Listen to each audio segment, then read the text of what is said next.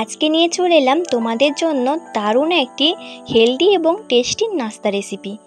এই নাস্তাটি আশা করি তোমাদের খুবই পছন্দ হবে। বিশেষ করে বাচ্চাদের জন্য এই টিফিনটা পারফেক্ট। এমনিতেই বাচ্চারা ভেজিটেবল খেতে সেরকম পছন্দ করে না, তাই তাদের যদি এই টিফিনটা বানিয়ে দেওয়া হয় ওরা কিন্তু খুবই মজা করে খাবে।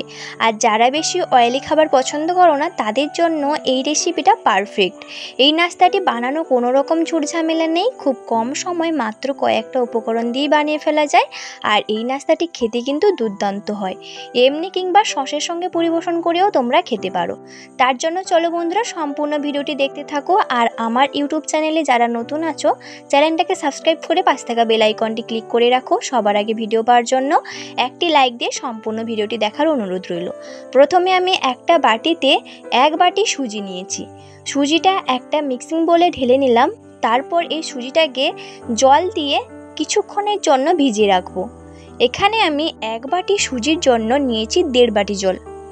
এই জলটা দেওয়ার পর এখানে আমি সুজিটাকে জলের সঙ্গে ভালোভাবে একটু মিশিয়ে নেব। তারপর এটা 10 মিনিটের জন্য একটু ভিজিয়ে রাখবো, যাতে সুজিটা ফুলে ফেপে ওঠে আর ভালোভাবে জলটা টেনে নেয়। সুজিটা এদিকে নরম হতে থাক, ততক্ষণে কিছু ভেজিটেবল আমি কেটে নিয়েছি। প্রথমে নিয়েছি টমেটো কুচি, তারপর ক্যাপসিকাম কুচি, তারপর নিয়েছি গাজর কুচি। সবগুলো ভেজিটেবল একদম মিহি করে কুচিয়ে নিয়েছি, যতটা কুচি করে কাটা যায় আমি কিন্তু কেটে নিয়েছি। এখানে তোমরা চাইলে আরও কোনো ভেজিটেবলও অ্যাড করতে পারো। এরপর এখানে আমি কাঁচা লঙ্কা নিয়েছি। তোমরা যদি বাচ্চাদের টিফিনে বানাও তাহলে কাঁচা লঙ্কাটা স্কিপ করতে পারো। তোমরা চাইলে এখানে নিজের পছন্দের মতো যে কোনো ভেজিটেবল দিতে পারো। ভেজিটেবলগুলো অবশ্যই এরকম মিহি করে কাটার চেষ্টা করবে। এইদিকে 10 মিনিট পর সুজিটা দেখো কতটা ভালোভাবে জল টেনে নিয়েছে। সুজিটা একদম কিন্তু ফুলে উঠেছে। এই পর্যায়ে সুজিটাকে আমি আরও একটি বড় পাত্রের মধ্যে ঢেলে নেব। যেহেতু সেই পাত্রটা ছোট তাই আমার সব কিছু উপকরণ মাখাতে কিন্তু একটু অসুবিধা হবে। তাই আমি একটা বড় পাত্রের মধ্যে সুজিটা নিয়ে নিলাম। সেই সুজিটা আমি যে বাটিতে রেখেছিলাম সেই বাটি ধুয়ে অল্প জল দিয়ে দিলাম, যেহেতু এর মধ্যে আমার পরে কিন্তু জল অবশ্যই লাগতে পারে। এখানে আমি সেই বাটি মেপে 1 বাটি দিয়ে দিলাম ময়দা, যেই বাটি মেপে আমি সুজিটা নিয়েছিলাম। এরপর স্বাদ মতো লবণ দিয়ে দিলাম। এখানে আমি 1.5 চামচ মতো দিয়ে দিলাম চিনি। এরপর একে একে ভেজিটেবলগুলো দিয়ে দেব। প্রথমে দিয়ে দিলাম টমেটো কুচি, এরপর দিয়ে দিলাম ক্যাপসিকাম কুচি, এরপর দিয়ে দিলাম গাজর কুচি,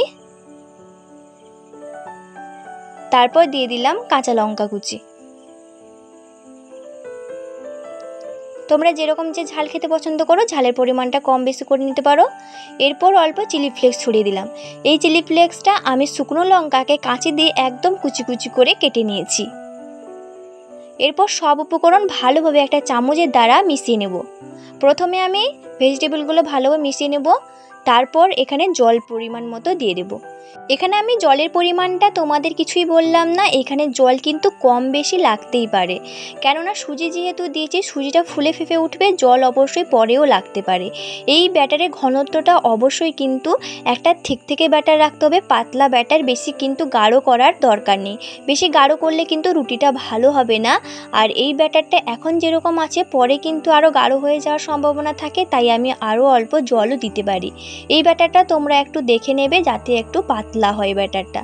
এরপর গ্যাসের মধ্যে একটা তাওয়া বসিয়ে তাওয়াটা গরম হয়ে গেলে আমি ব্যাটারটা একটা রুটির আকারে দিয়ে দেব। এখানে প্রথমে আমি কোনো তেল বা বাটার কিন্তু এখানে দিইনি।